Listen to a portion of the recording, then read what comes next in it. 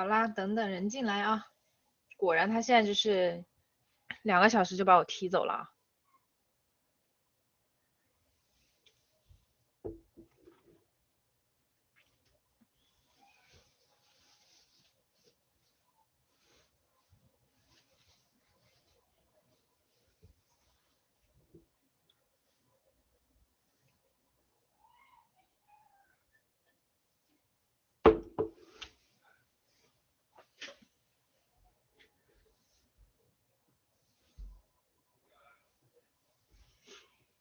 怎么突然就没了？现在的 CC Talk 就给我2个小时上线。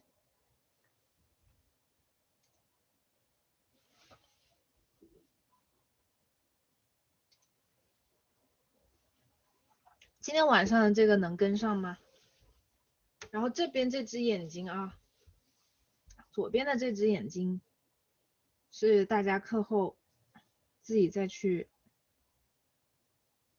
慢慢把它细化啊。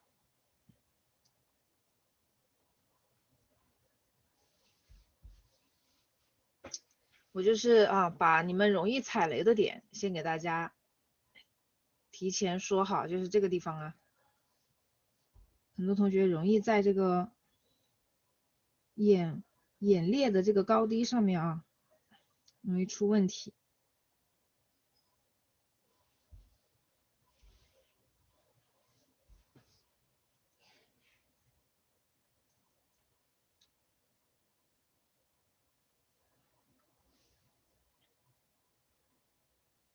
啊，没画面吗？能看得到画面吗？能的吧？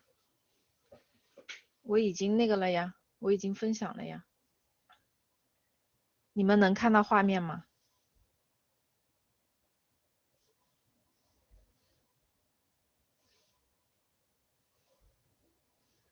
有啦。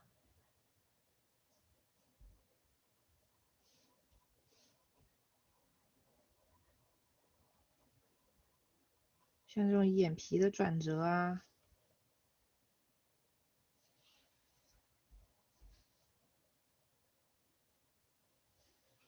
OK。好，接下来我们就来画那个啊，画毛毛。新建一个图层，这个图层我们还是建在这个皮肤的上方，光影的下方啊。我们来画毛毛。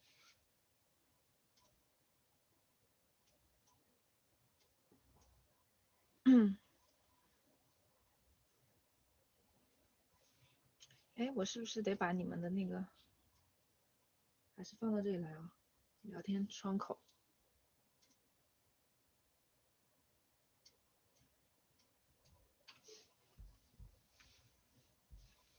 好，这个眉毛啊，因为它的头发是偏冷色的啊，头发是那种偏紫一点的，偏蓝偏紫的颜色，所以我们这个眉毛要去跟它呼应啊。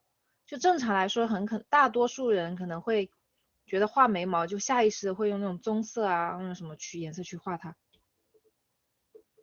啊，所以就是会跟那个头发会有一个割裂感，我们就用和头发相近的颜色去画啊。头发如果是紫色是蓝色，我们就可以用一个这种偏紫一点的这种紫红色啊，灰紫色去画它啊，这样画出来的这个毛流呢，会合适一些。然后大家画眉毛啊，大家画眉毛要注意，我们不要画太多根数啊，根数上要克制，并且呢，粗细上不要用太细的笔刷去画它，不要太细啊。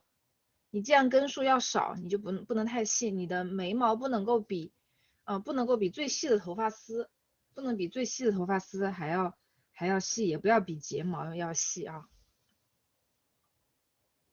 先画出主要的，先画出它的转折处的这个眉毛，转折处一般啊，把它处理好。它在这个地方转折处给它处理好了，后面的就都好办了啊。然后先吸再密。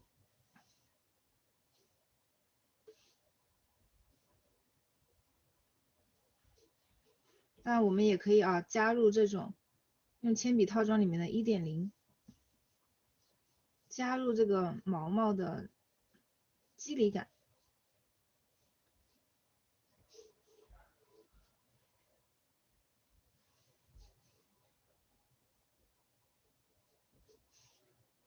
好，画到旁边的时候啊，画到这个边缘的地方的时候，这个笔刷可以稍微细一点啊。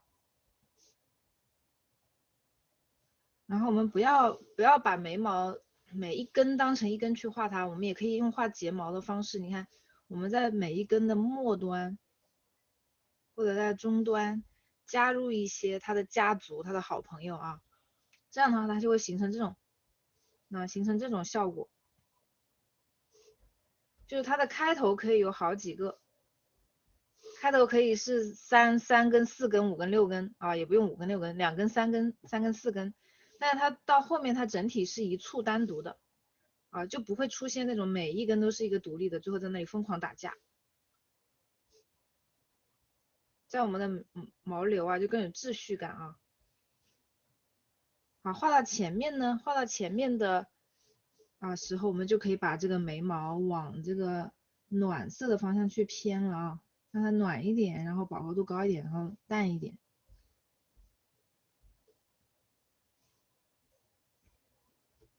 画前面的眉毛和画后面的眉毛，你用到的笔触的轻重是不一样的啊。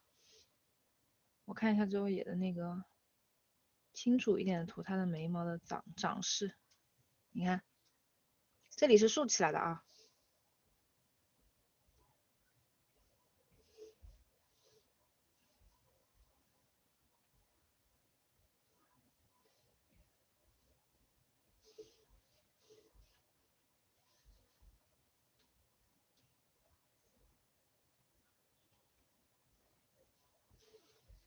这样去画它，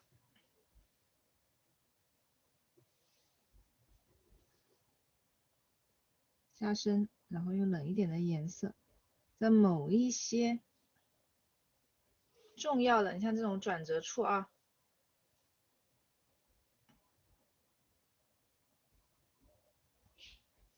着重刻画一下。这样你每一根毛它不是同样的这个力度，它有一些，那偶尔有几根，你是感觉它比较出众啊，比较明显，这样它才会有节奏感啊。画完以后，我们可以挑一些来加重它。好，然后呢，我们可以在眼皮上，你看它的眼皮上这里有很多小的小绒毛啊，小的杂毛，野生眉，可以把这个光先关掉。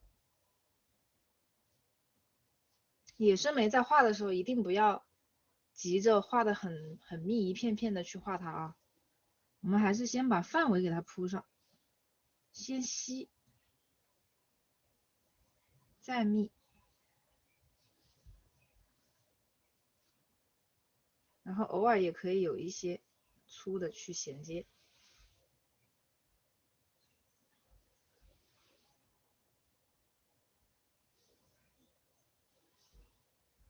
这种地方千万别把它画的太密了啊。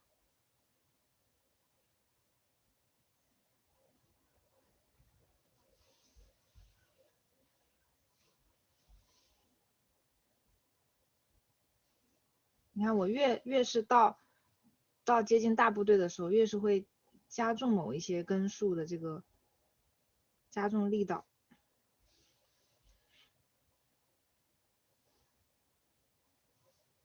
好，这边也是一样咯。那这边的眉毛啊，会更冷一些。你看它这边呈棕色，这边呈一个蓝绿色，对吧？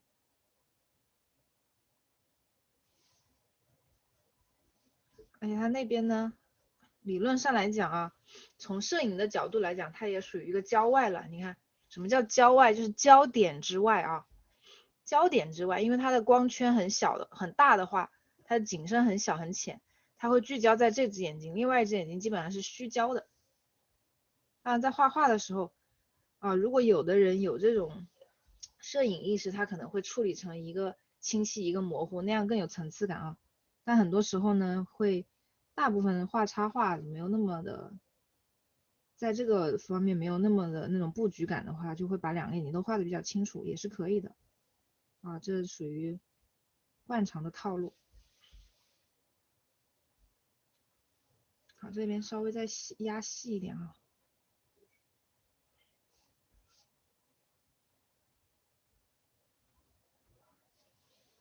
它这里是一个三角形的感觉。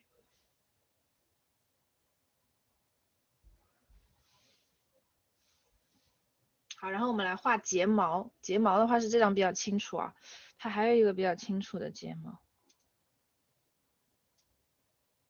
这个睫毛也好看，这个睫毛好看，因为它是下垂的。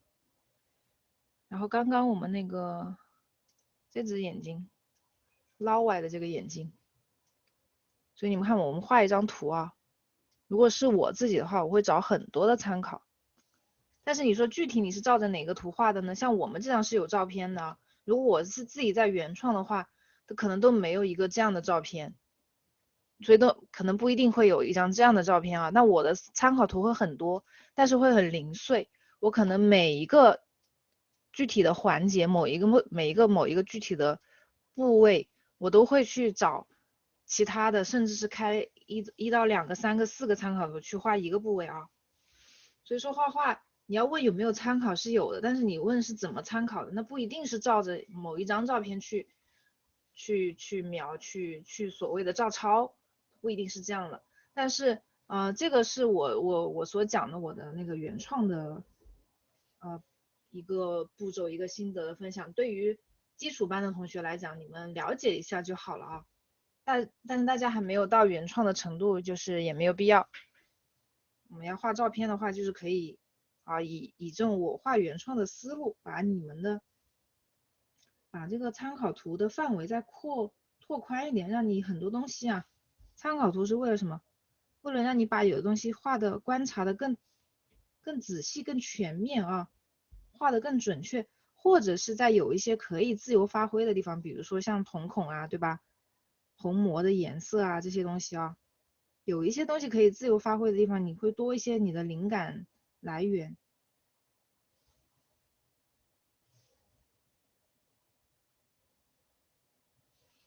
这边先不管了我们来看一下睫毛。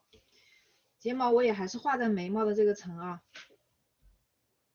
我们把这个之前的这层睫毛打开，这个图层打开。好，借用它的方向。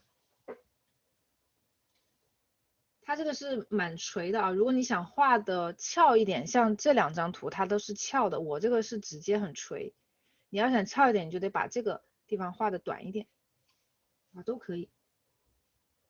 那我可以试试看，把它稍微画的短一点稍微画的短翘一点，这样呢，它的上睫毛和下睫毛就没有那么打架。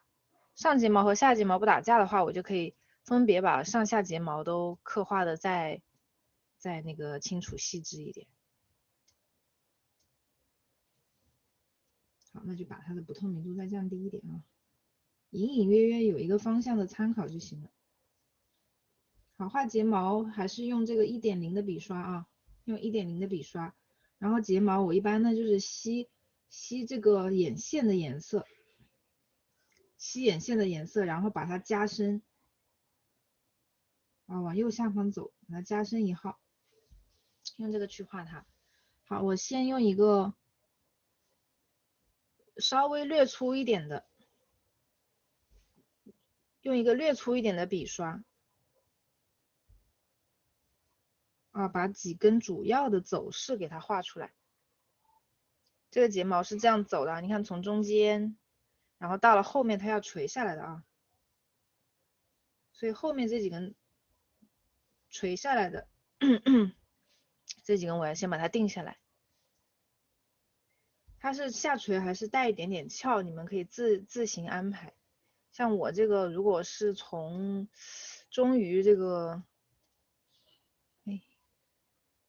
忠于它原本的这个妆容的方面去考虑的话，它是稍微翘一点的啊。然后这边啊，先把这边给讲了。你看这边它这里有一把像扇子一样的这个睫毛，那是因为什么？大家看一下，这一圈都是眼线，我之前不是说了爱心形吗？对吧？这个都是它的眼线啊，都是眼眶，所以这个眼眶周围一圈都是长睫毛的，明白吗？所以我们睫毛不是只画在这一段哦，不是只画在上面这一段啊，是整个这个区域，你看都长睫毛。你这个明白了以后，你会看懂它这个部分了，明白吧？所以在有的不太懂画画的人眼里，看起来觉得，哎，你这个睫毛怎么从眼珠往外长睫毛啊？人家会觉得你的睫毛为什么从眼珠子上面往外长？其实是什么？眼珠在这儿，它有一个包围它的眼眶啊，从后面露出来的，是从这个眼珠的后方露出来的睫毛啊，所以大家要把这个结构给它搞清楚。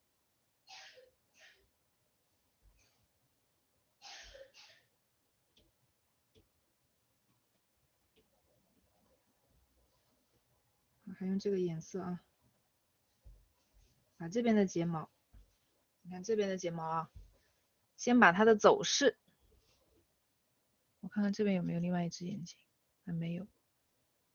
那把它的走势，前面啊，这个是前面的部分，前面的你可以让它稍微的，那这边鼻梁上面也能长睫毛的啊，因为它的前面的这个内眼角是被鼻子挡住的，所以鼻子也长睫毛啊，眼珠也长睫毛。如果是外行人吐槽啊，他可能会吐槽你这个，你就让他吐槽好了啊。有的你明知道他不对，碍于有一些人的那个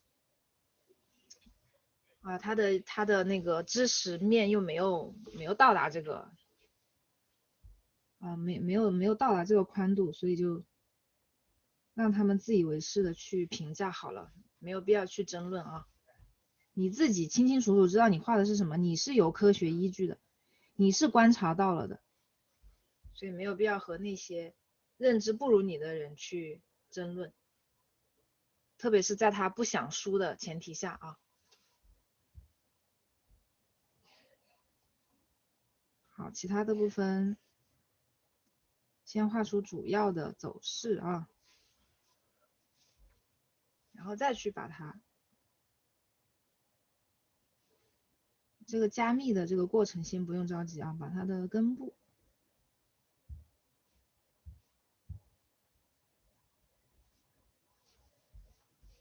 加粗一点。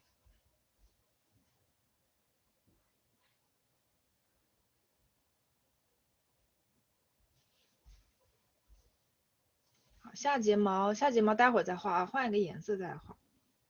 好，把这边也定下来。这边的中间这段啊，这个睫毛的中段不是很好画，因为它是一个先垂再翘的过程，所以大家一定要把这个分道扬镳的这几个地方给它画清楚啊，最好不要画成这种，不要画成一个那左边和右边它们在根部交叉，不要这样画它啊。从左边到右边的变化，它中间一定是有距离的，并且这中间其实是有一个啊这样子的一个这个中间过程的啊，它可能是这样上去又回来，它可能是这样的啊，只不过它这个尖尖对着屏幕直冲你啊，所以它会看起来短，并且你很难把它这个勾起来翘起来的这个趋势画出来。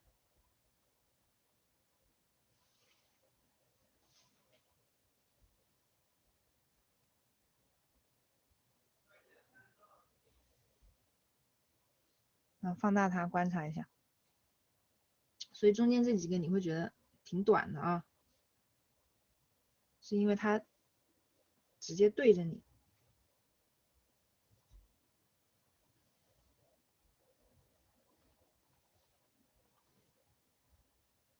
最后这几根我不想让它看起来就是都是那样往外翻的，这样子很谄媚啊，我就会安排它越到后面越垂，甚至是有一点哎我要那个要交叉要打架的趋势，拉长它的眼尾。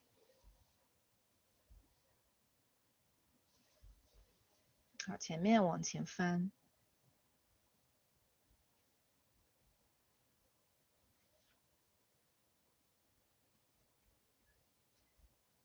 可以穿插一些下垂的啊。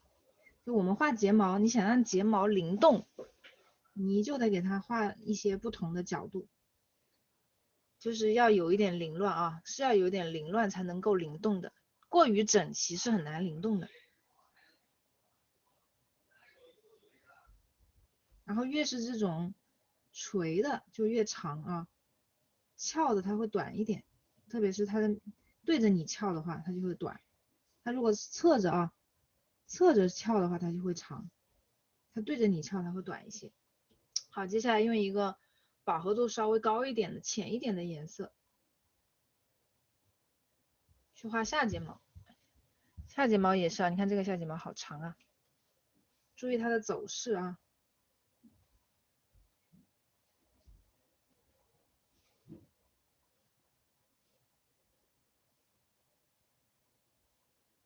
下睫毛到后面，你看到了后半段，它还是要往它的眼线的方向去翻的，因为它是一个侧面的眼睛啊。侧面的眼睛你要知道，它大部分的睫毛是往它的看上的那个方向，往它正面的方向去长的。所以这个你要往后翻啊，它的位置，它的转变点，你看像这个它的转折点也都是要靠后一点，你不要从中间就开始让它往两边对立着翻了啊。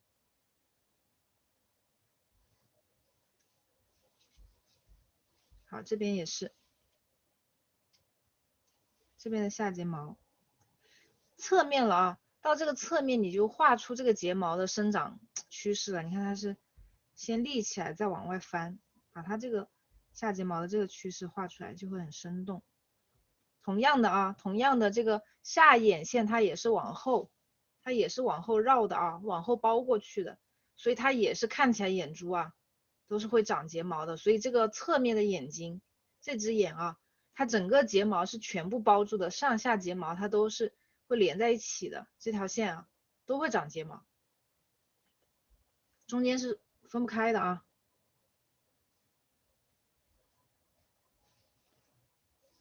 这就是看得懂的人和看不懂的人他们的差别。也有很多东西你不观察，如果你不观察的话，按照你自己的理解其实是错误的，但是你会认为你想当然的东西才是真理，你还会用你错误的东西去 diss 别人啊，这是不对的。好，然后我们把这个睫毛的根部，扩充一下，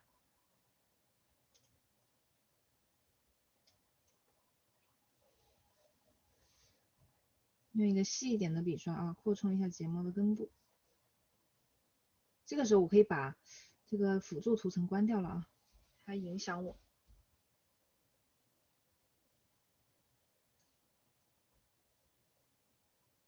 你可以去安排一些显眼包啊，就所谓的显眼包，就是不要让这些睫毛全部都一模一样长，有一些是需要担当我们的显眼包的功能的，就是让它特别的长，用它来定这个基调啊，就是让它来达到靠它一己之力啊，靠某几根睫毛的一己之力，达到我这个妹妹哇睫毛特别长仙子睫毛的这个效果。因为如果你把所有的睫毛都画那么长了，整个就是一个妆感很重啊，丰尘气，妆感就会很重。好，首先用一个细一点的啊，这个时候呢，因为它的眼皮垂下来了啊，垂下来你会更清楚的发现，你看这个睫毛的它是生长在我们的眼皮上面的，对吧？啊，要把它的生长点给它画出来。然后它是长在这个眼皮上的，所以呢，我们把这个睫毛生长在眼皮上的这个感觉，把它的生长点画出来。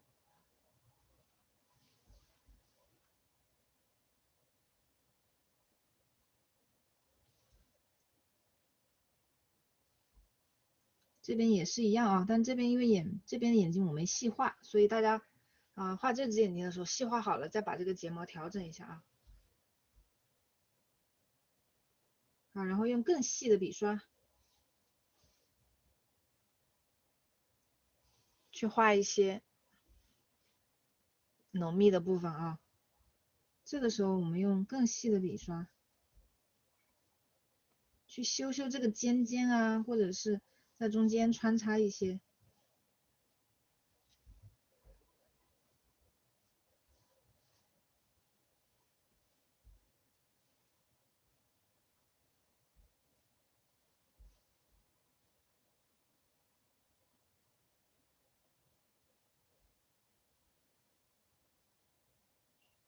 所以说为什么一开始要把睫毛画的稀疏一点啊？你前面画太密了，你后面这种锦上添花的东西啊，你就加不进去了，加进去会显得很累赘。那把这种不听话的啊，用它来营造那个灵动感的，这种加进去的时候就一定不要老老实实的按照原来的排序方向去加，那样就没有意义了，反而会把你的睫毛画的更加的整齐啊，变得更整齐。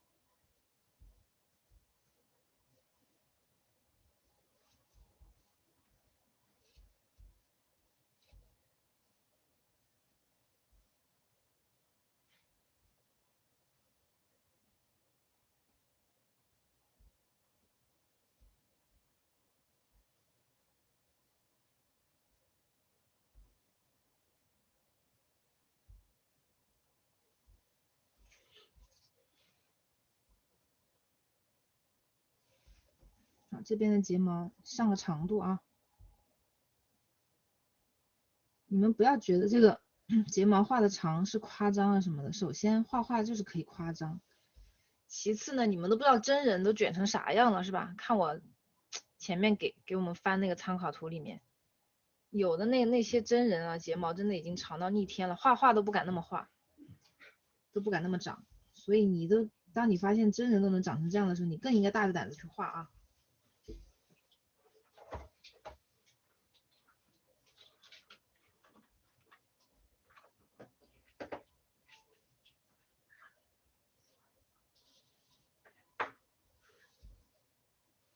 把某几簇睫毛可以给它加重啊，加重它的堆积感，这样你看我们的睫毛就不会，总之啊，为了让它灵动，就是不要画的很死板，在手法上面粗细啊、疏密啊这块上面一定要想办法做文章啊。同一根睫毛，你看同一簇睫毛，我们也可以给它做疏密变化。像这个地方我就给它加重了。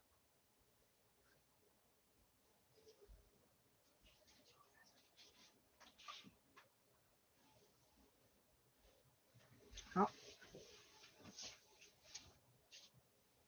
接下来我们来画高光啊，吉时已到啊，我们来画高光。首先我们就解决这个睫毛上的高光啊，因为你看这个睫毛它不是被光照亮了吗？这个睫毛是被光照亮过的啊，所以呢，我们沿着这束光，把它的这个光路啊，在这个光路上面行走在这条光路上的睫毛给它点亮。怎么点啊？新建一个图层，了啊。这时候我们可以选择一个，我们就吸一个这个被光照亮的这个皮肤的颜色啊，把笔刷稍微放大一点点。你看它这里啊，这个睫毛也是被光照过的睫毛，对吧？好，把这个睫毛的根部，你看从根部画出来啊，你看这一块是照亮的啊，哪个地方在光里面，我们就画哪个地方。而且这个它照亮的颜色啊，跟肤色要去统一啊。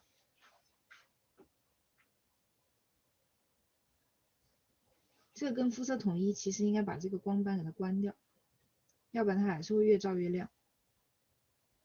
你吸的是这个亮色，但是呢，你画完以后，它那个亮色在你的图层上方，它还是给你继续提亮了。所以你有一个这个指导意见，直接吸这个皮肤的颜色。啊，先把这些个小缺口打开，打开几个小缺口啊，这几个小缺口就是被光照亮的这个部分，包括这个下面也是下睫毛，下睫毛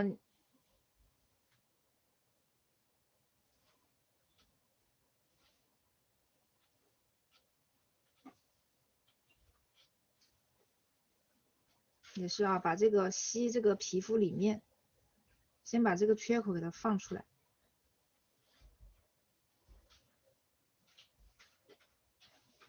不宜太多啊，这个如果你不克制的话，画的到处都是，就会显得很死板了啊，就会显得太刻意、太死板了。好，然后呢，我们就再继续啊，在这个缺口之后，我们可以把这个光打开，吸它的比较亮的部分，用很细很细的笔刷，勾在它的被点亮的这个睫毛。看这边被照亮了是吧？不一定要一整根哦，它被照亮的可能是某一些局部或者是某一些睫毛尖尖啊。然后把这种尖尖，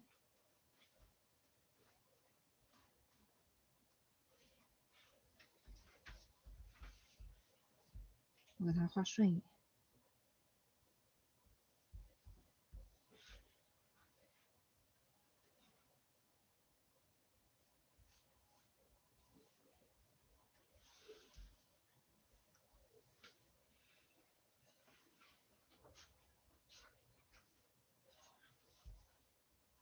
这些尖尖啊，局部被点亮了。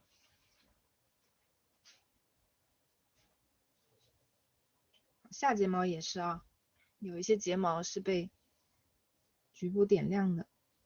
你这个时候甚至可以画出一些前面没画过的凭空啊，凭空画出一些来，也不一定每一根睫毛都要复制之前的轨迹啊，不一定要找那个旧的睫毛轨迹，你也可以画几根，新加几根睫毛出来，让它是一个被照亮的点亮的感觉。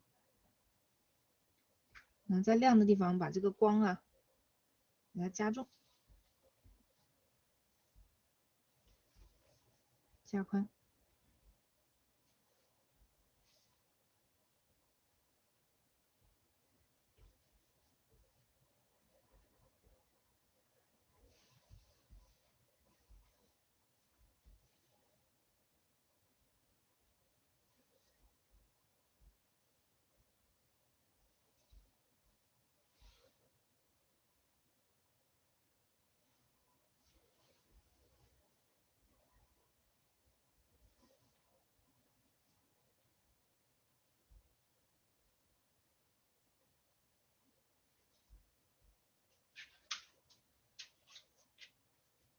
好，那这只眼睛，你看它另外一只眼睛的睫毛没有被照亮，我们就不去画它了，就突出这个被太阳照过的睫毛啊，然后看着你一眼就明白了啊，你这里为什么画白色的睫毛，因为它被阳光照亮了。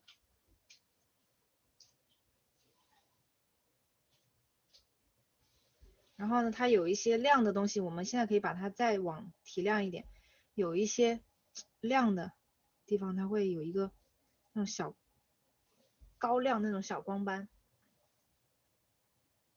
因为睫毛本身它是一个有质感的东西啊，所以它的亮啊，它不是一个均匀的，你可以让它某一些地方的亮明确一点。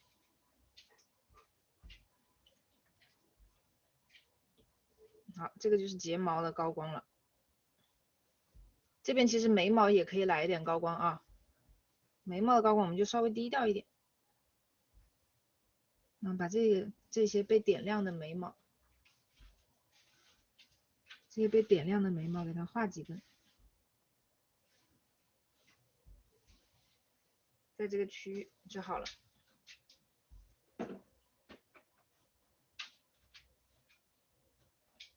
好，现在我们来画皮肤上的高光，有没有觉得这一步很美啊？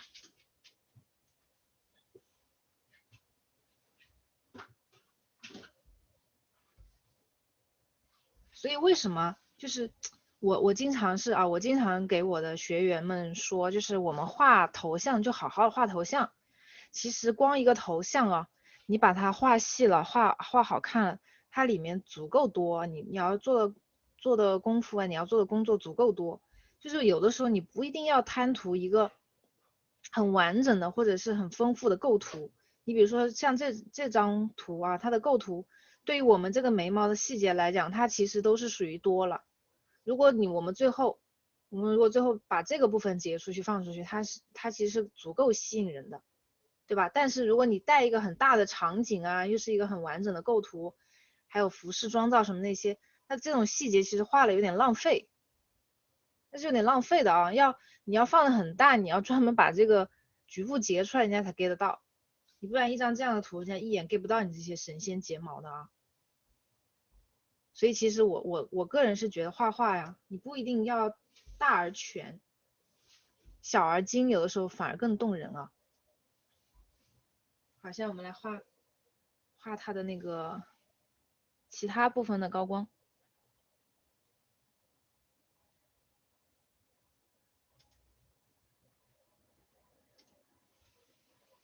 看看它的。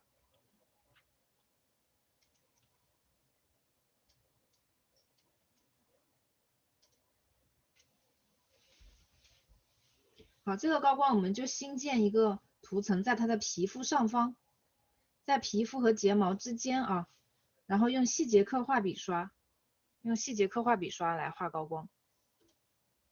其实这个眼珠里面有没有高光，我个人认为不是很重要啊。像这种，首先像这种眼睛往下看呢，眼睛往下看本来就不一定需要高光啊，因为所谓的眼神光，你想想眼神光它的光源在上方，它在眼皮上方，当你眼皮低下来的时候，你的那个光源可能是被你的眼皮遮挡了，所以你就不一定能够看到眼神光啊，不是说所有的眼睛都要去画一个高光的。还有就是高光会让你的人的神态发生一些变化。如果说眼睛里面的高光越少越暗啊，整个人的情绪会往负面的方向走一点，会变得偏负面一点。那么相反的，如果就是一个人的眼睛里面的高光越亮啊，越多啊，越闪，他就会往正面的，比如说阳光啊、开心啊或者这种讨好啊，往这些方向去走的多一点啊。所以这个眼睛里面到底要不要画高光，画什么样的高光，画多大，画多少，它都不一定的啊，都可以根据你自己的设定来。那么像这个像这个眼睛，你看像它这种垂下来的眼睛，通常眼睛里面是不太会有高光的。那我们可以在这个地方啊，可以在眼白上面画一点点。我们可以在眼白上画一点点，能够体现它的眼珠的水润感的一点高光。所以呢，我们直接吸这个眼球的颜色，然后用一个比它稍微蓝一点、浅一点的颜色，那画一些这种小的高光在它的眼白上面。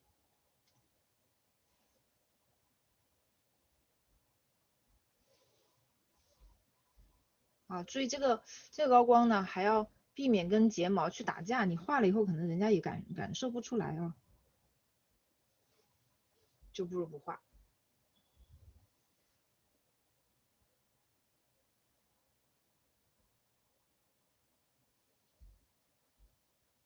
好，然后可以画在哪些地方呢？把尺寸调小一点啊，点在这种点在这种交界处。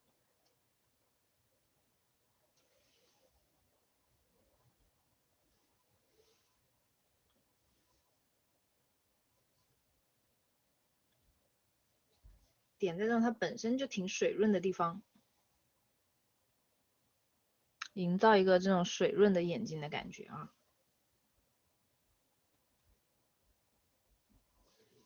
去破一破它这条线。另外就是这个，看一下啊，这个眼腹里面，泪腺里面，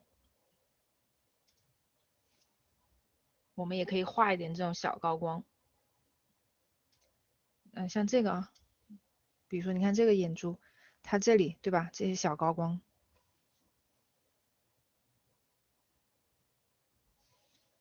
可以画一点。然后这些地方，你看它的眼球上面啊，会有一些高光。然后像这里，这两个点点还挺惹人喜爱的啊，有一种我见犹怜的感觉呢。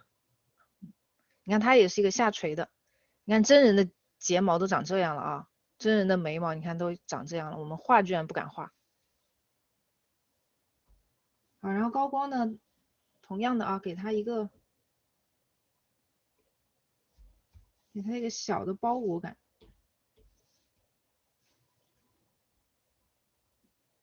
更加的突出它的这个，把它跟这个眼线连起来，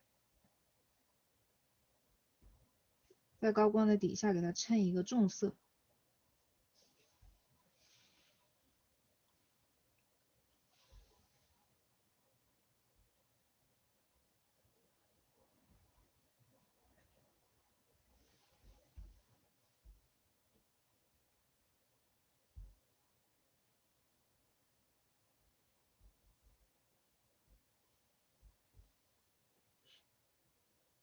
好，包括这个眼球上的高光，我们也可以给它衬一个蓝一点的啊，给它衬一个重色，但是不要太重。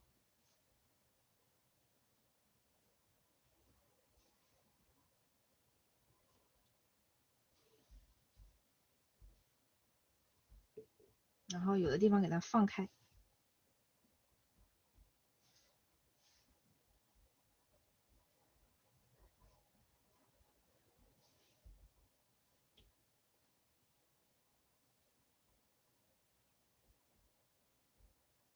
像这两边给它加重。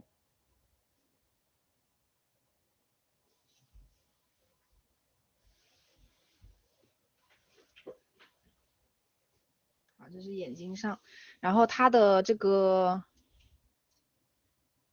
卧蚕不是也被光照亮了吗？对吧？卧蚕上面我们也可以来一点高光啊，直接吸这个皮肤的颜色浅色，然后在它的皮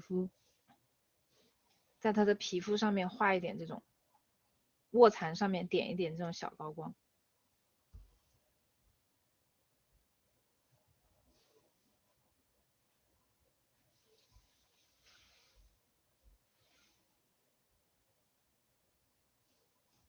包括这个卧蚕下方，可以来一点这种小的高光。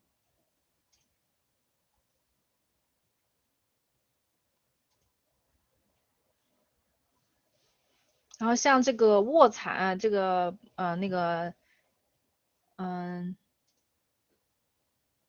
突然一下子这个内眼睑啊，内眼睑，我们可以沿着它的生长方向，用一个稍微弱一点的颜色啊，用弱一点的颜色，然后在这个光路上面，这条光路上，比如说这里是它受光的地方啊，沿着它的生长方向画出一些细微的这个纹理。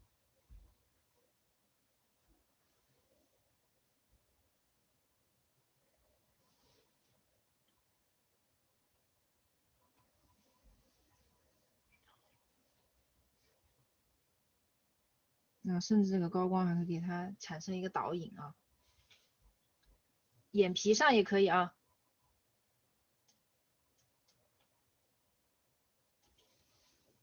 你看眼皮上顺着它的这个生长，这个时候可能看我右边看得清楚一点啊。顺着它的这个生长的纹路，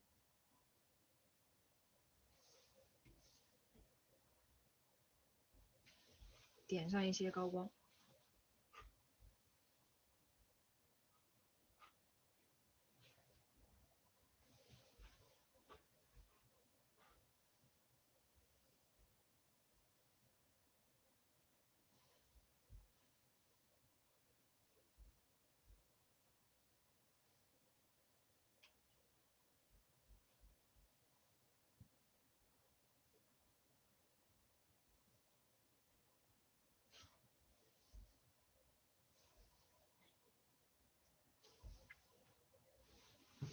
有没有觉得这样就已经很好看了？然后至于这个嘴巴啊，我看下这个鼻子有没有必要，我感觉这个鼻子已经没有必要再单独给它点高光了，因为这里有一束光在这里啊。嘴巴的话，我个人觉得也没有必要再去画一个很明显的高光了啊。哑光的话，我就干脆不画高光。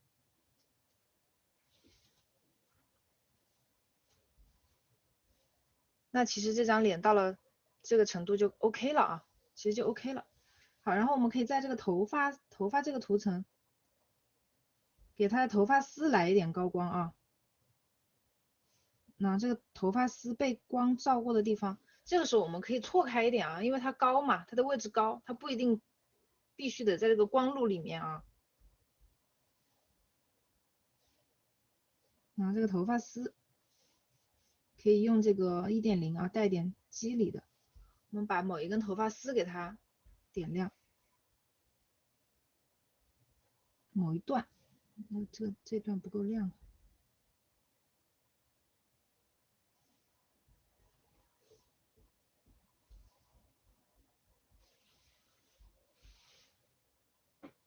那把某一段给它点亮。你看这个时候我几乎已经动用到这种纯白色了啊，所以你看我们只有在它的皮肤一个很深的情况下，我们才能在这里面做出非常非常丰富的那种光影层次。当我们想要更亮更亮更亮的时候，我还可以有一个最白的颜色可以去选它。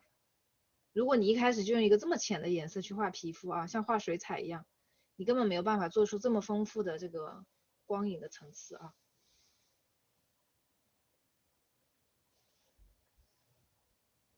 好，这个时候如果我们还想再画它的这个，这里睫毛不是有影子吗？对吧？有睫毛的影子。在这边如果要画睫毛影子，有2种方法，一个是你就直接在上面一层的，在上面一层，那这光，因为它又不能合并，所以我要擦，用橡皮擦擦的话，我要分头擦，它可能这2个图层叠在一起擦不准啊，所以这个时候也可以考虑，把这个光合并了，或者是，但是这个光合并呢，会影响到比如说我的睫毛啊、眉毛啊这些质感，那我就在上面的图层，在上方的图层，比如说你新建图层也可以啊，在衣服图层也可以，在头发图层也可以。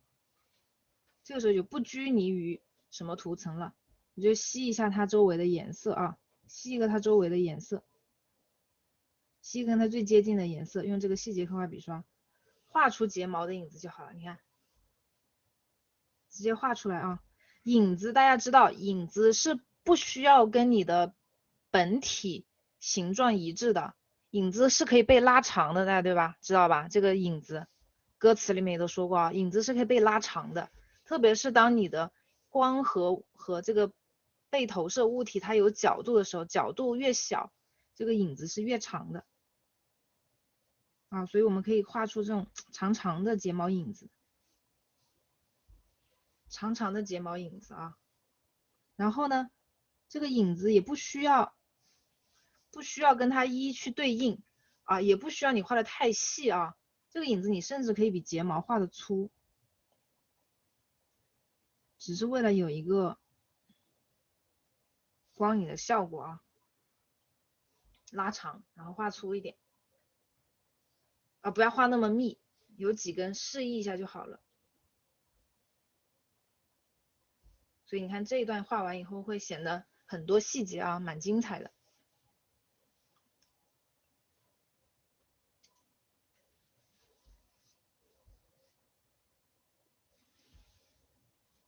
直接这样画就好了。所以它没有必要单独去新建一个图层啊，你把它画在比如说头发图层啊，你知道就好了。然后要注意的就是这个影子，因为它是从阴影处生长出来的，所以这两个颜色你一定要给它衔接好了啊。这个颜色一定要最后要融到这个皮肤里面去，你不要让它很突兀啊，你不要让它比周围的颜色要深。所以你为了融好，你可以把这个边缘啊，甚至你用涂抹工具给它融一下都可以啊。你不要让这个影子很生硬的出来，让它很自然的从这个边缘啊插进来。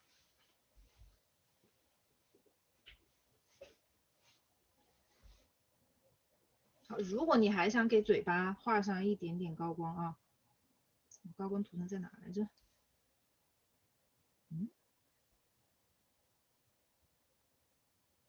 在这里。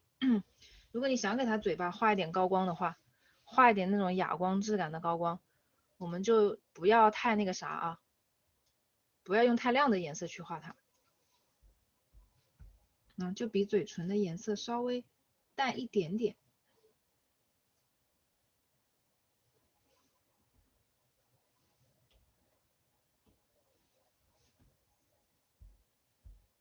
比你要画的部位的颜色啊淡一点点，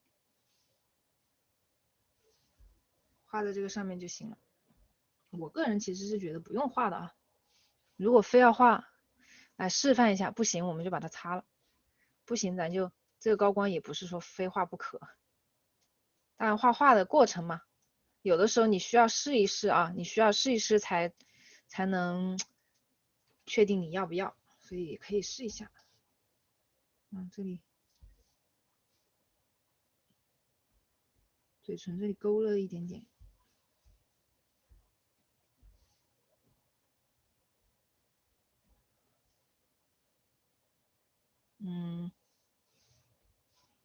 然后这个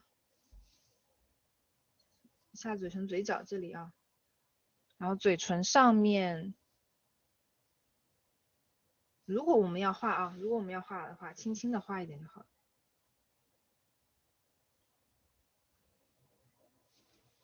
轻轻的画一点。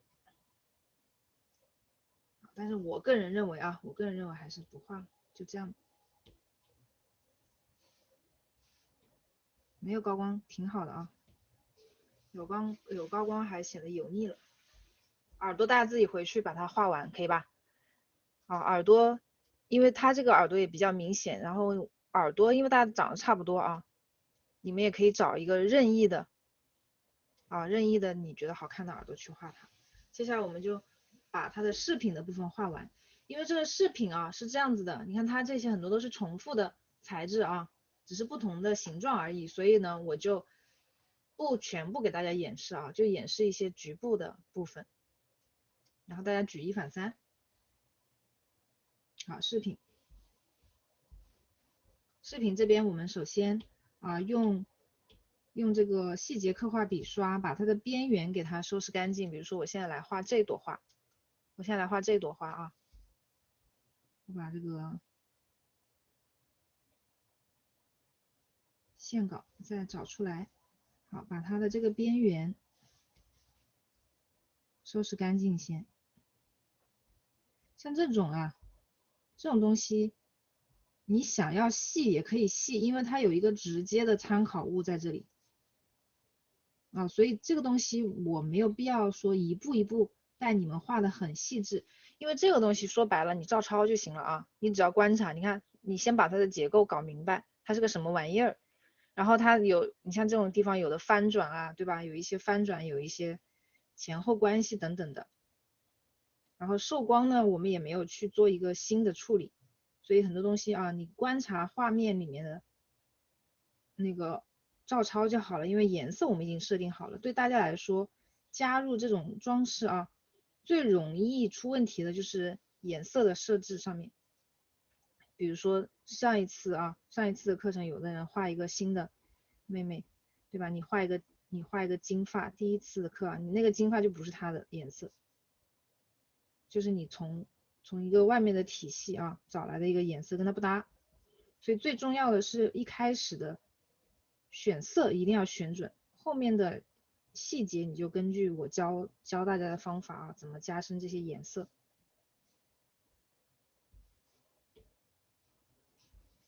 怎么加深颜色，怎么去刻画它的这个细节。其实是相对来讲比较简单的。好，这个我把它修好了以后啊，把这个形状修出来之后，我们就来分析它了啊。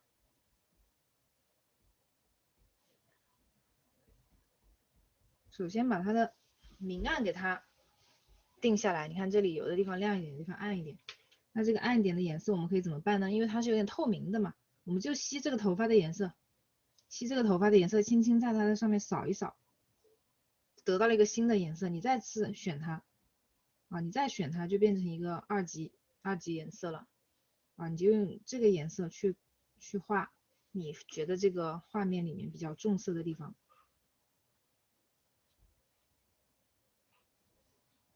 那它这里是一片，它这片花瓣是有一个翻转的，你把这个翻转的感觉给它表达清楚啊。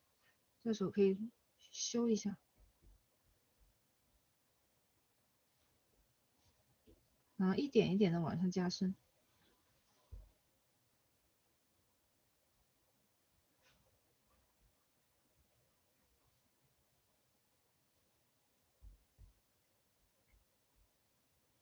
然后它这里有的东西是空的，该擦掉它。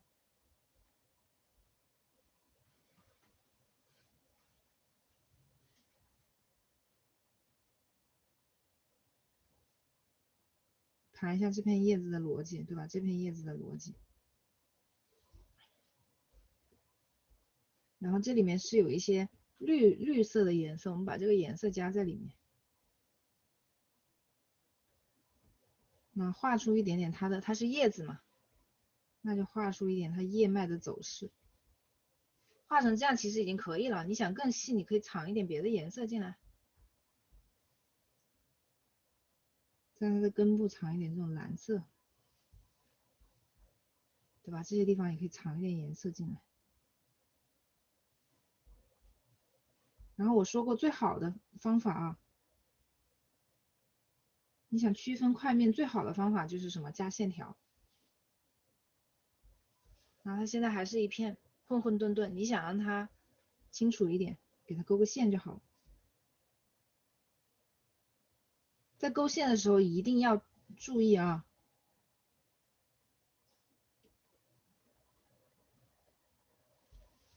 一定注意不要喧宾夺主。这个线勾到什么程度，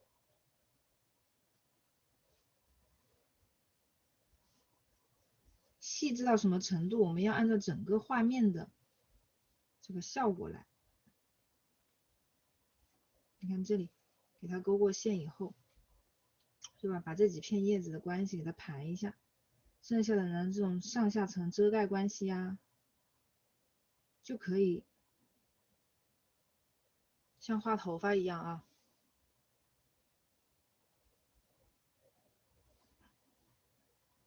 给它把下层加深，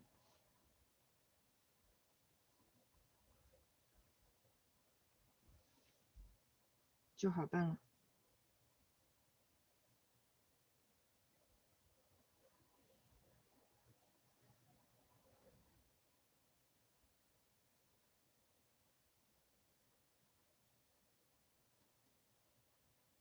把这个关系给它盘出来。你看现在它比较清楚了啊，现在这个关系比较清楚了。如果你要画出它这种若隐若现的感觉啊，它是一个纱质的透的，那我们对它的边缘进行一些处理，比如说用涂抹工具把它的边缘往外带一带，让它不要那么的清晰嘛。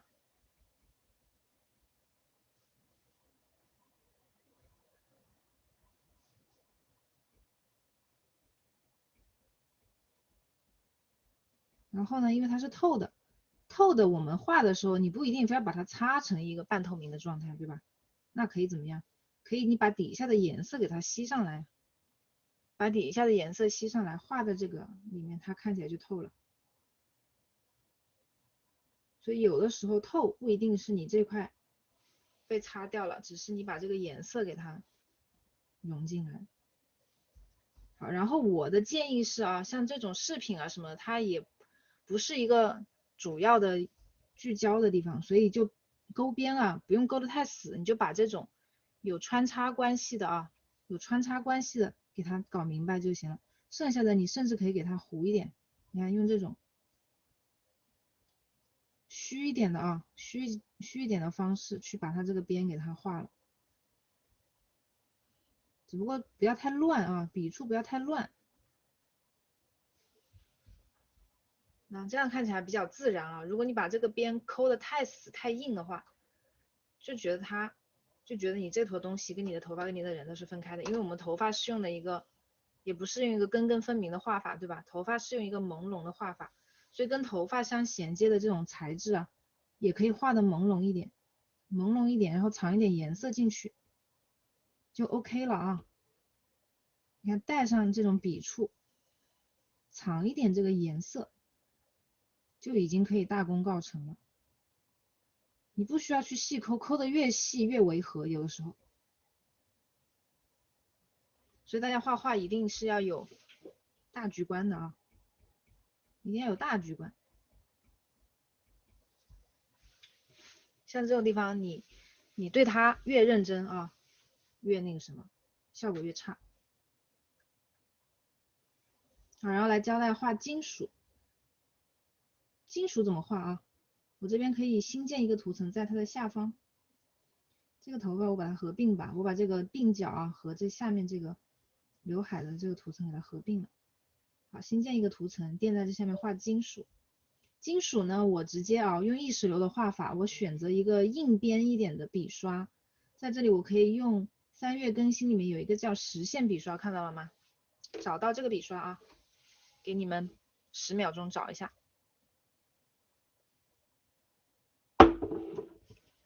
找到这个硬边笔刷，找到实线啊，实线笔刷。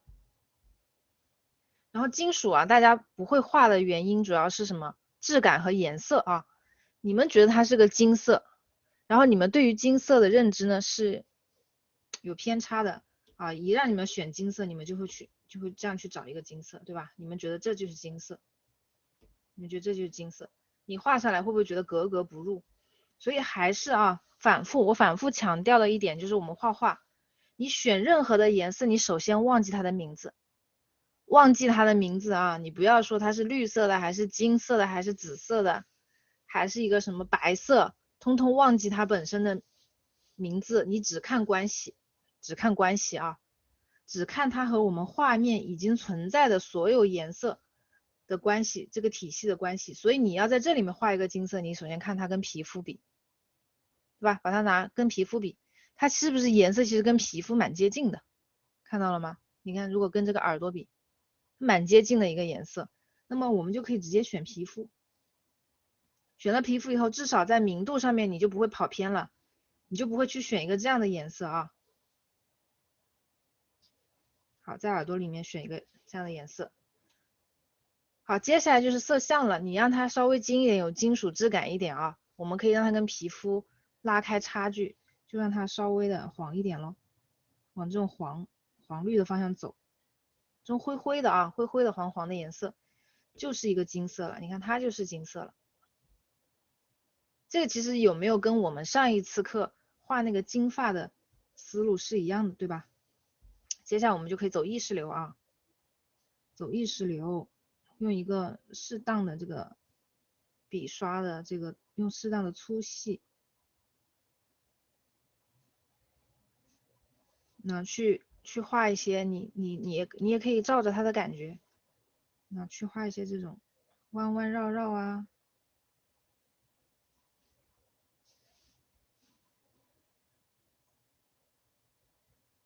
记住啊，不要留太多的那种傻傻的空隙就好了。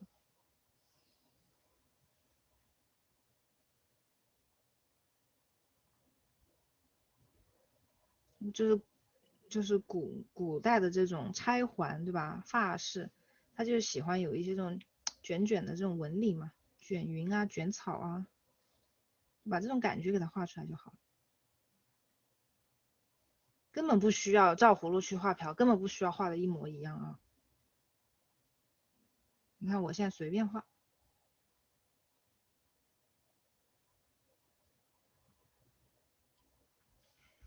随便画。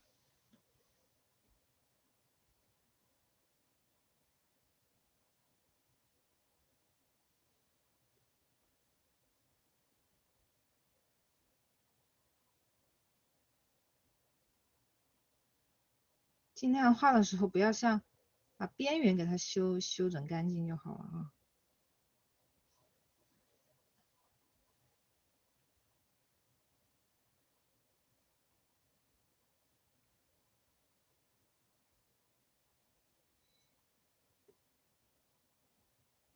你不要把东西画的太碎了，就是也是同样的，你画任何一个东西啊，你都要让它有疏密，要有结构上的一个节奏感，就是不要所有的都用同样一个细细的线条去画，有的地方你要连，要整一点，要把它连成一片。好，这样去画一下就好了啊。你看，根本不需要你花太多的功夫。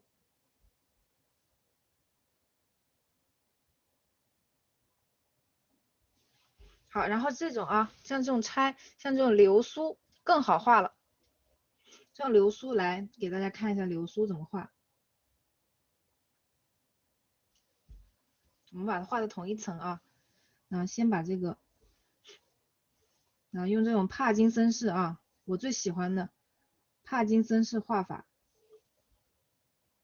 手啊抖啊抖，你看就出现一个粗细不均匀的线条了。你这个时候画一个这样的，你就会有手工感，对吧？你就会觉得，哎，这个是手工打出来的。你画一个这种，你画一个这种很光滑的这种弧线，你会感觉很死板啊，会感觉很死板。所以我自己比较喜欢用这种方式。好，然后这些线条不是都已经被安排好了吗？对吧？我们就用这种点画法，你看，我把皮肤关掉，看看你们能不能看清楚一点啊？也看不清。用一个深色界面，好，就这样画啊。用深色界面我又看不清我的那个线了，那大概就是这样，顺着它的这个线条的方向啊，我们用这种一会儿是点一会儿是线的这种抖动的画法，给到了吗？啊，就这样去画它啊，这样去画它。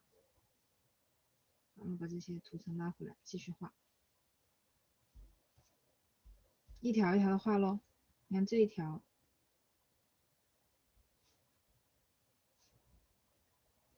好，到这里结束，对吧？这又是一条啊，它有个钩子，这里有个钩子，这地方你越刻画的精细啊，就会越强调你人脸的风头啊，没必要。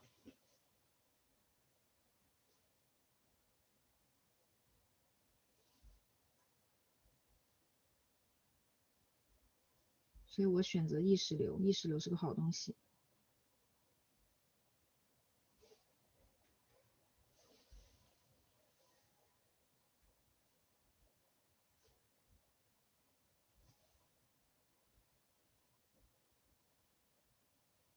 要学会啊，把这个笔触断开。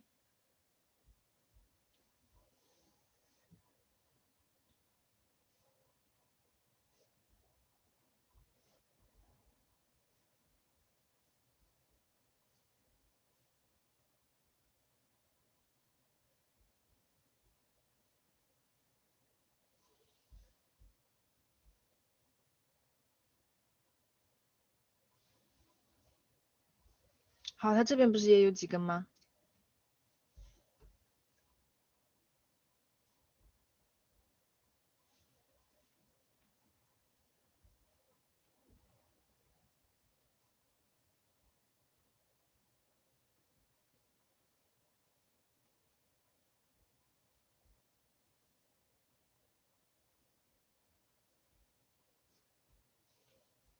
好，它底下是这种，它好像原本是珍珠啊，我就觉得画这种金属片片也挺好看的。我看一下它的照片，这也看不出来啊，好像是呢小珍珠。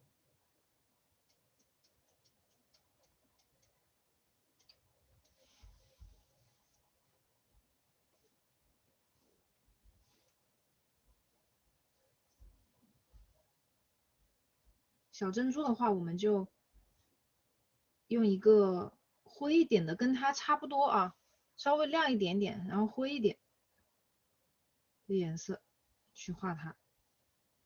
啊，这个是我们单独把它单独留下来啊，单独留下来，在它下面画一些小珍珠。因为像这种天然珍珠嘛，水滴型的就好了，你不用画的就是很那个，不用画的很工整啊。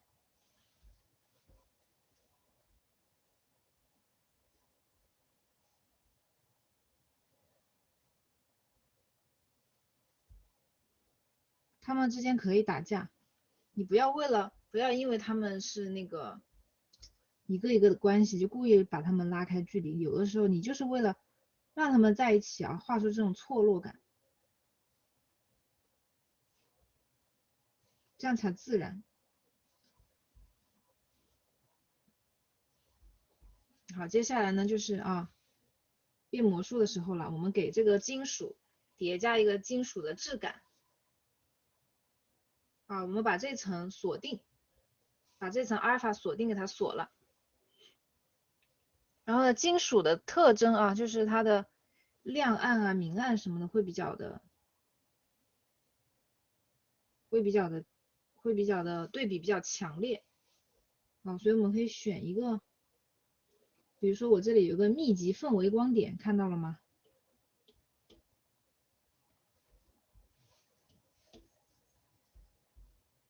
密集氛围光，在哪里？其他的笔刷也可以啊。3月更新里面往下翻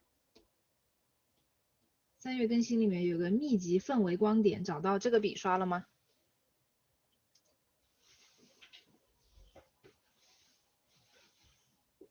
好，我们找到这个笔刷以后，可以把这个，现在我们可以给它加一些金属光泽，我们把这个颜色往上提往上提，让它亮一点，然后把这个笔刷的尺寸设定的稍微合适一点，然后我们就随机的，你看，笔刷可以再大一点随机刷在这个上面，它是不是就亮了？特别是你看哪个地方哪个地方不显，就让它哪个地方，比如说这里，这下面是和领子差不多要融到一起了，对吧？我们就让它下面亮的多一点，这边也是。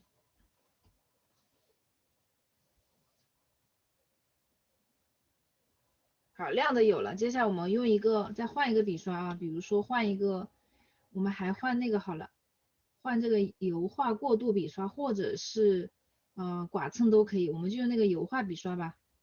油画纹理里面有一个涂抹5我们就用那个涂抹5油画纹理笔刷，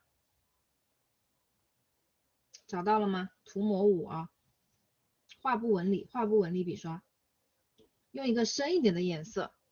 你看，一个固有色，一个浅色，一个深色，就可以画出金属的光泽了。深色呢，我们就让它稍微偏红一点，偏暗一点，然后用这种土色，看到没？这个时候把笔刷调小一点，用这个土一点的颜色。在这个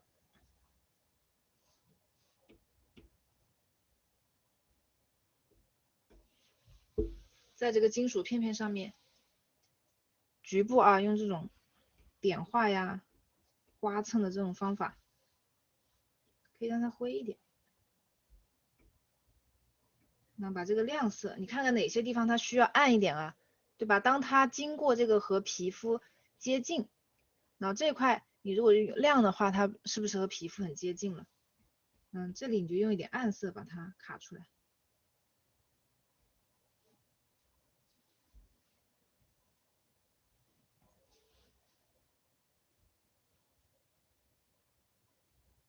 get 到了吧？反正现在是锁定的啊。最后我们就还用这个，用回我们刚刚那个实线笔刷，用回我们刚刚的实线笔刷，然后去勾一些。这个时候在有肌理的前提下，我们就可以再去进一步的强化这个肌理。那勾一些它的小纹路，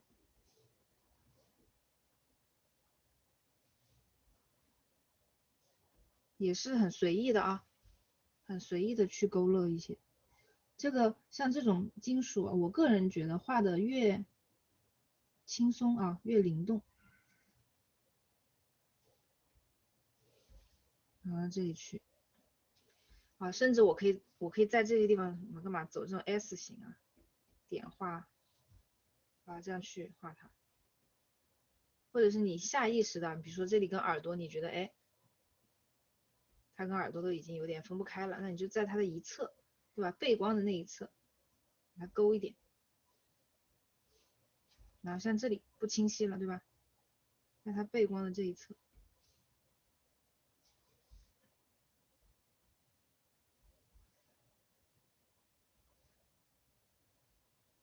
给它勾一点什么？这个花，啊，这个花我把它圈出来，衣服上的花啊，把它挪到下面一层去，省得挡我的那个。把它放到领子下面一层。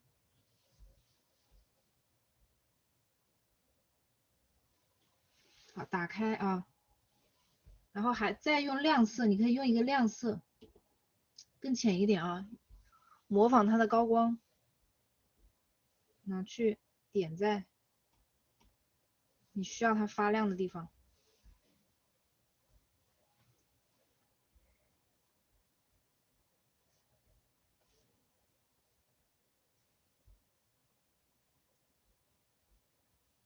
这个时候对吧，它哪里要亮，你就点哪里。点的时候你就局部的啊，不要把它全部涂满，局部的去点一点，这样你看这个布灵布灵的感觉就有了啊。好，把它解开。它这个好像这个地方可以给它弄一个双层的，让它这个层次更丰富一点啊。好，再锁住，再重新的搞一下，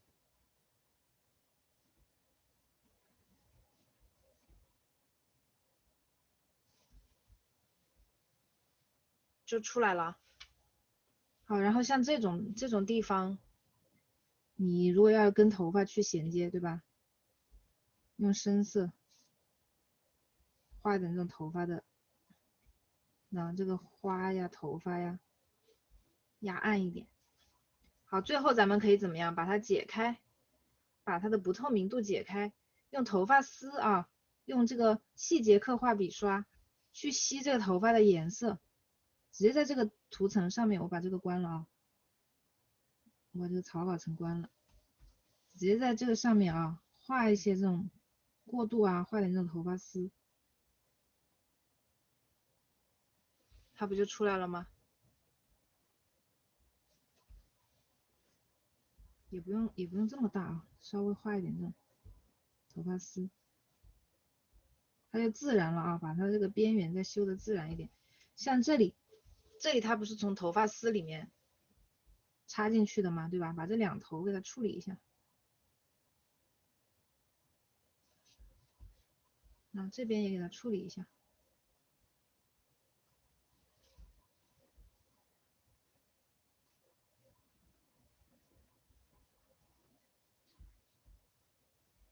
就比较自然了啊，就这么画。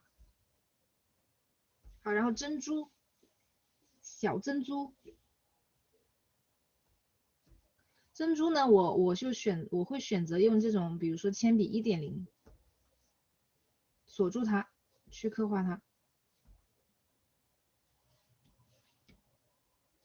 那珍珠无非就是最简单了啊，就是一个球受光以后它怎么画？你画一个暗面，它的暗面你可以让它发蓝一点，用一个灰一点的蓝色，那去画一个水滴形的暗面，对吧？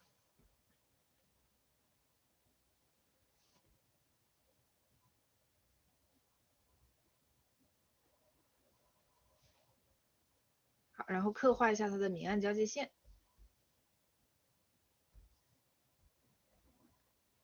然后再用一个亮一点的，像我这里用一个带点颜色的嘛，它不是这个背景是黄绿黄绿的吗？用一个这种黄绿一点的颜色，画上它的高光，然后可以在反面再画一点点反光，一颗珍珠就这样就直接画完了啊，直接画完了，每一颗都这样去画它就好了。大家举一反三，每一颗都这样去画啊，没有必要把这个东西画的那么的细致。那么同样的啊，同样的这个额头前面的这个装饰也可以画在这层，同样的方法，我漏掉这一块，一样的，首先用这个实线工具啊，画出它的，可以再灰一点啊。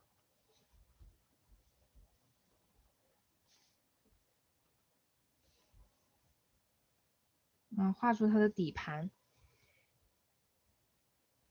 这里你根本不需要去研究它到底长啥样，你就把它那个大致的效果给它画出来就行，对吧？好，然后这个地方啊，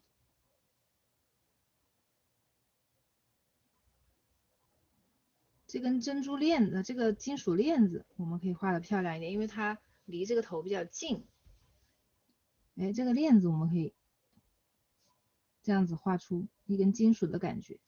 哦，人家就能 get 到哦，你这里是一根漂亮的金属链子，而不是它的那个发缝了，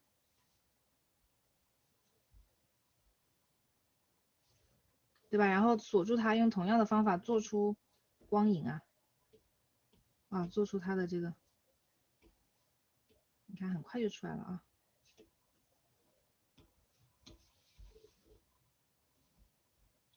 对吧？最后你只需要这种细节笔刷把这个强调一下这个金属里面的一些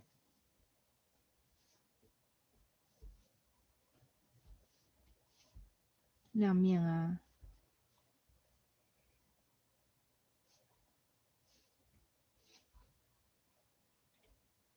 然后暗部啊，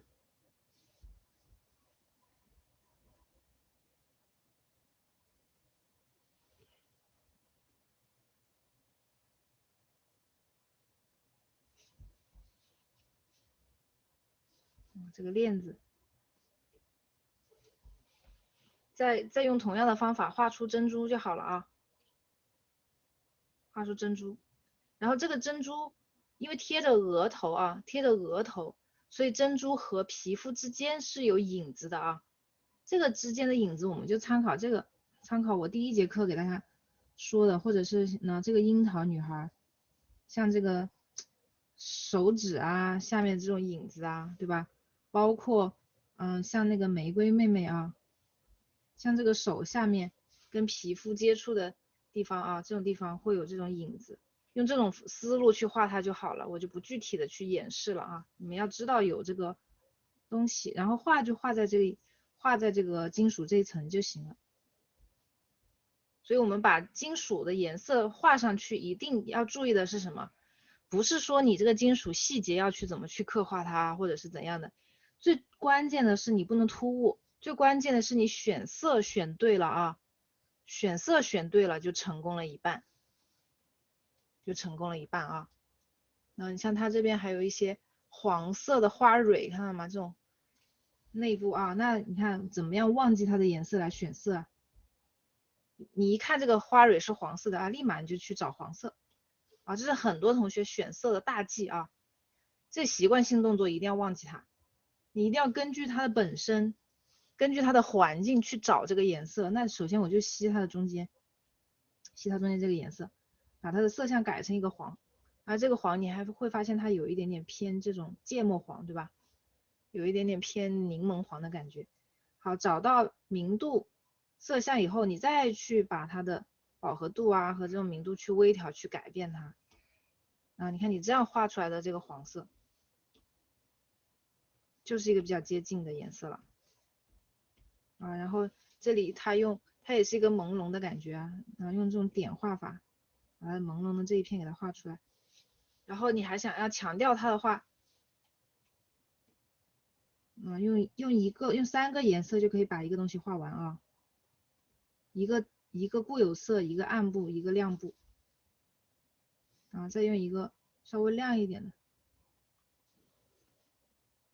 缩小，然后把它这个星子给它点出来，这样不就比较漂亮了吗？啊，你这样画出来的这个颜色还不突兀的啊，它是不突兀的，太细了，没有必要。所以我们画画要有整体感，还有大局观。在这种地方不要投入过多的精力去画细节，否则它会把你的整个的视觉中心给它转移，给它抢掉。因为你看这一块毕竟离我们的眼睛还是有一段距离的啊，有一段距离的。如果你画的太细，或者是用了另外一套体系去画它，它就会有一个很强的割裂感了。所以我们画到这些地方的时候，尽量走个意识流就好了啊。那像这边，甚至我像这里的这个旁边的这些地方，它本来也是一个你看沙堆的东西，它本来就是用沙堆出来的啊。我就会用一个比它稍微亮一点的颜色，我用那个它的边缘还是有点硬的，所以我就用这个铺色扇形笔刷。好，用一个稍微比它黄一点、亮一点的颜色，你看往黄的方向走，往上走一走，去直接把它的这个边缘啊给它虚掉，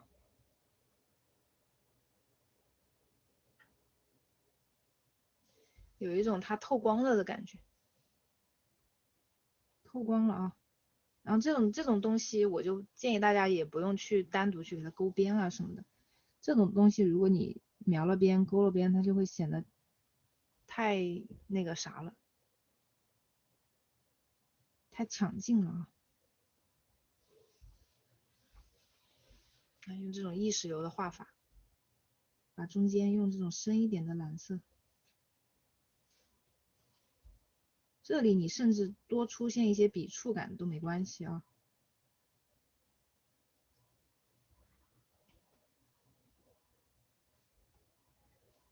但是像这种跟头发相交接的边缘，我们可以把它收拾的干净一点。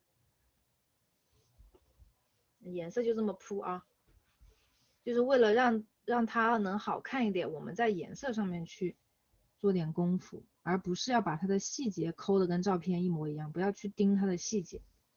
这里你画的越细啊，越那个啥，越没必要。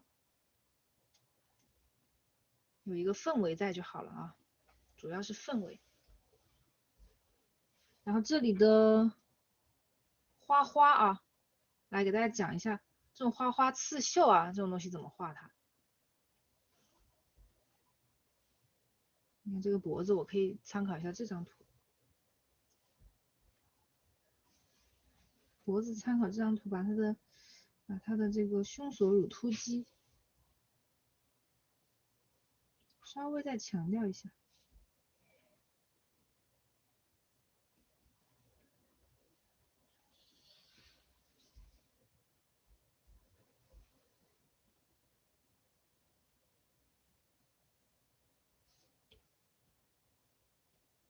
我后面会加快一点，但是不代表我画的这么快，我后面就不再处理了啊。像皮肤的部分，那我先把我的思路放在这里，后期你要想让它更精致啊，还是得要再处理一下的。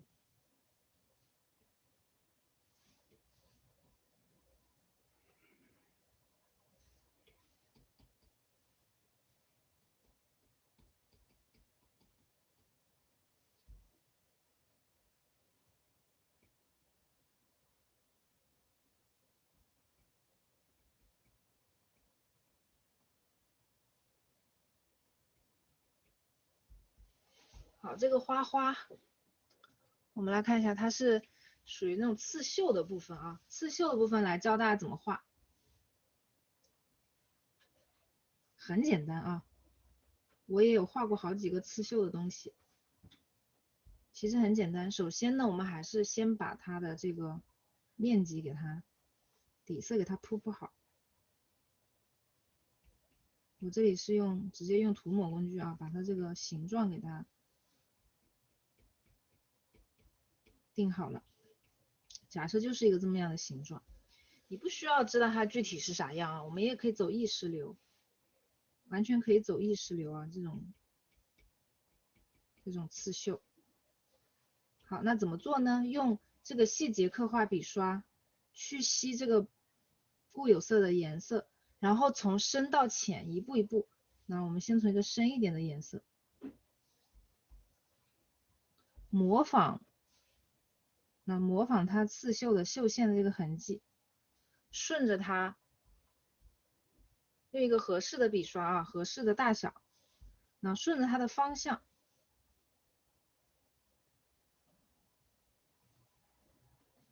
走线，走这种 Z 字形的线。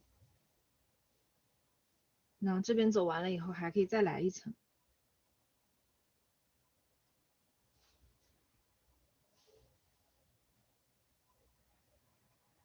好，然后一点一点把它提亮，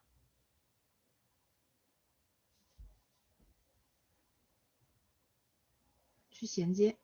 你看一层一层的往外过渡，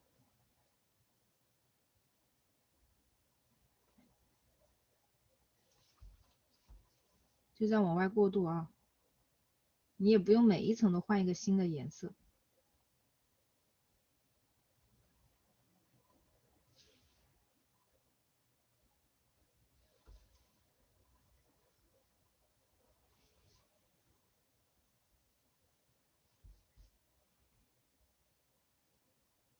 好，最后到外层再用一个更浅一点的颜色，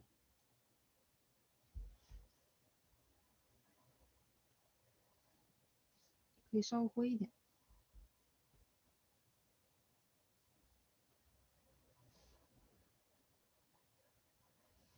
那这个颜色你可以夹在中间也可以，它就很像一个刺绣了啊。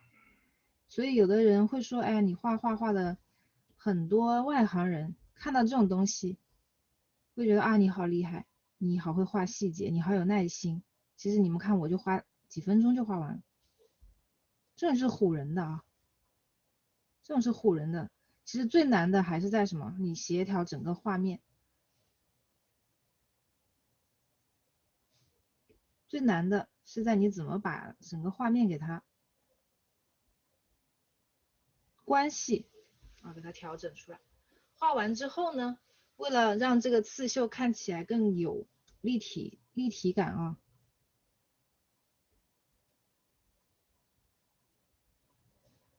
那中间可以用几个过渡色区，为了让这个刺绣更有立体感，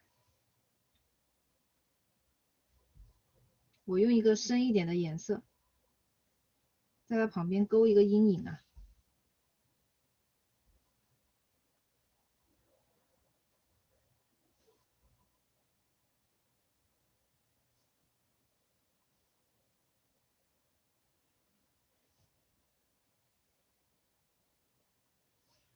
你看这样刺绣不是就出来了吗？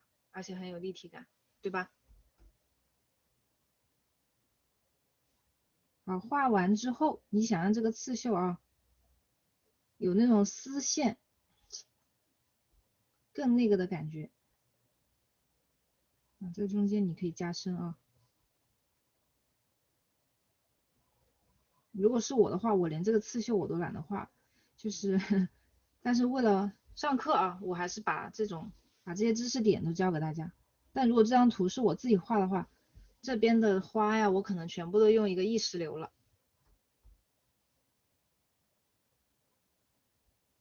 好，你可以新建一个图层啊，新建一个图层。哎呀，这个图层到头了，我要把它整理一下了，把这两个图层合并。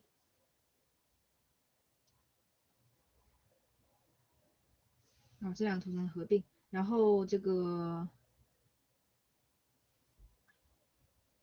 能合并都给它合并了啊。啊，这几个睫毛图层我不要了，这个饰品的这个单独的这个图层我也不要了，好，就单独保留一个线稿就行了啊。好，新建一个图层，让它向下剪辑蒙版，给它做一个剪辑蒙版，然后把这个图层改成这种柔光或者强光模式啊，柔光或者强光模式，然后用一个稍微偏黄一点点的颜色，偏黄一点、偏亮一点的颜色，然后用3月更新里面的柔光笔刷，有一个柔光笔刷啊，把笔刷调小一点，你轻轻的在这上面做一些呢，顺着它的肌理，可以再灰一点啊，这个颜色，顺着它的肌理做一些这种发光的感觉，就好像有丝线了，这种丝线的效果，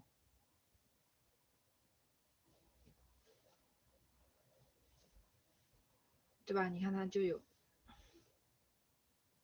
这个发光的效果。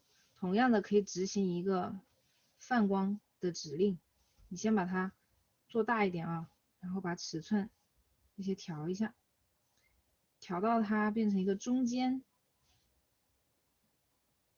变成一个中间亮周围暗的这种感觉，然后再把它的这个调弱一点，整体的大数值调的弱一点，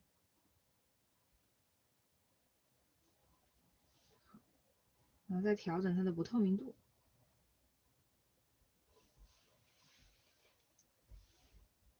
用这个涂抹工具啊，用涂抹工具顺着这个丝的方向，有点像画头发高光一样啊，涂一下啊，它就会有一种我这个绣线刺绣是丝线的感觉啊。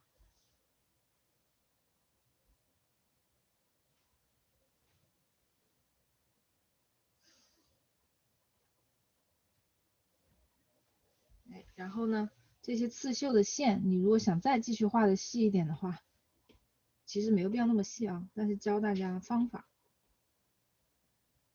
你可以在局部，局部这些刺绣线，也可以给它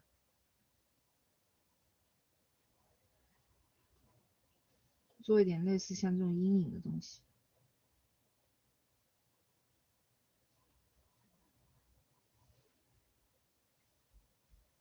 就有刺绣的感觉了。因为它是一针一针的嘛，它会有针孔啊。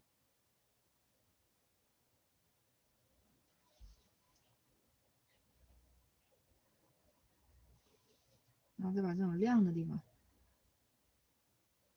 藏一点进去。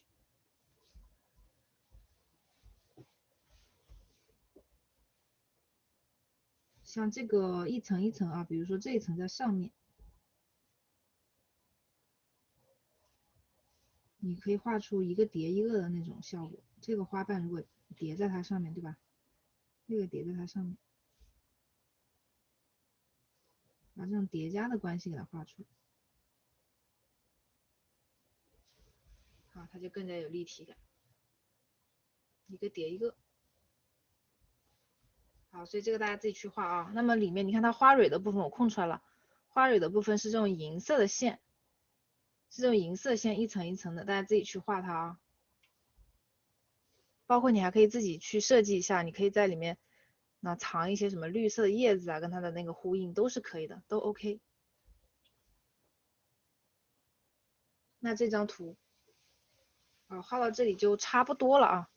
最后我们头发可以用这个用画这个头发的方法啊。你看把它的这个，我们可以把它的这个层次的地方再去强调一下，如果你愿意的话用这个画高光的方法，把它的头发的高光顺出来也可以。用现在的这种哑光的有那个的效果也是 OK 的。你比如说像这种地方啊，这种地方可以再做一点层次，它发髻和发髻啊相叠加的有结构的地方，可以把层次再做的明显一点啊，包括这里啊，这个外层的这种头发丝，你想它怎么飞啊？这里带一点水墨效果也可以，你要再画的逼真一点那种也可以。好，最后教大家画一个神明少女的发光发丝啊。我们在这个头发的后面新建一层，也就是说在这个背景前新建一层，用一个比背景的最浅色再亮1号的这个颜色，选择这个铅笔 1.0 啊，选择铅笔 1.0去画一些它的发丝，甚至也可以把它的睫毛啊画一点逆光感，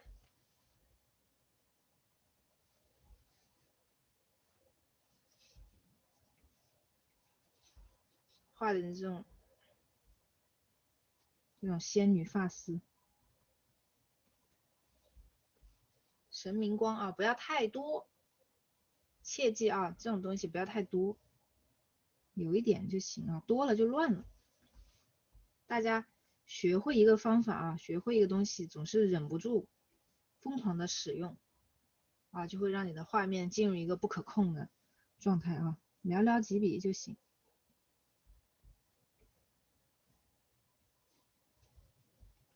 千万不可多啊。像这种你一画一笔过去，它比这个颜色还要深，那肯定不行啊。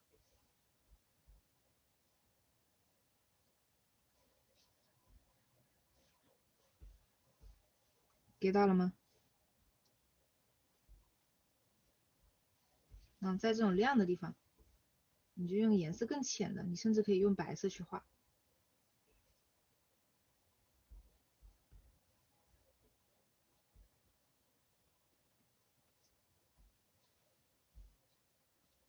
但是适可而止啊，适可而止，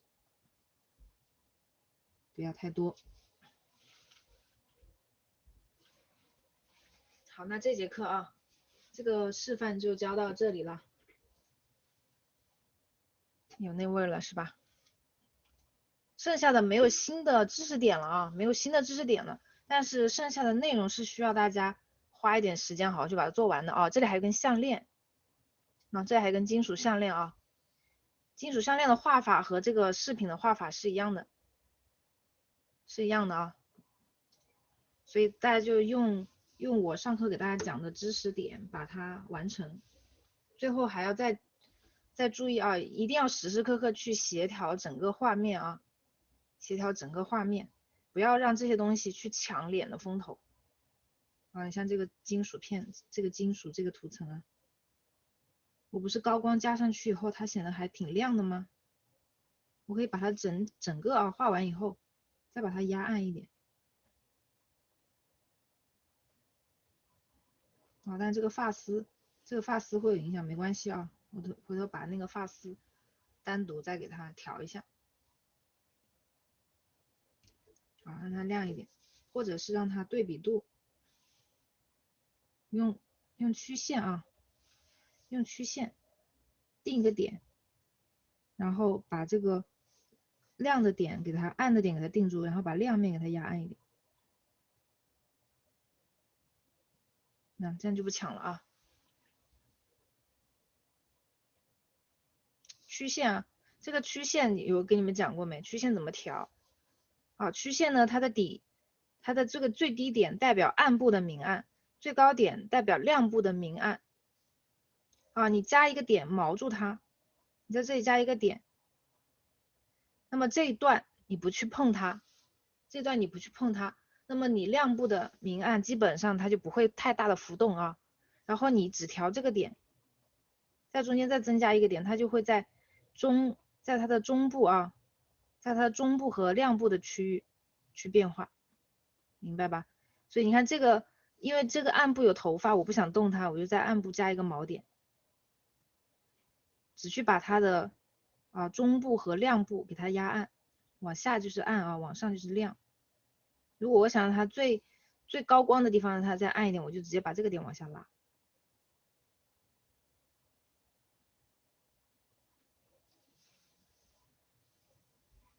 好，这样你看我又进一步的弱化了啊。其实你看我是弱化了这个饰品的，看到了吗？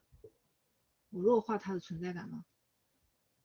最终目的就是不想让它抢我的脸的风头，我就想让这个脸美一点啊，想让大家把关注点都放在脸上，给到了吧？好，让大家回去啊，自己把耳朵呀，包括我说的这块啊，先把这些东西，衣服的这些，衣服这些地方是需要勾边的啊，需要勾边的，需要把这个细节再做一下的，包括这个刺绣啊，再做再给它画完，最后你再决定头发要不要再细化，要不要画成那种细节很丰富的头发。我个人觉得不用太那个啊，就把这个贴近脸的这些地方的层次做好就行了。那我们下一节课我看一下下一节课是不是作业点评，这是我们最后一个作业了，应该。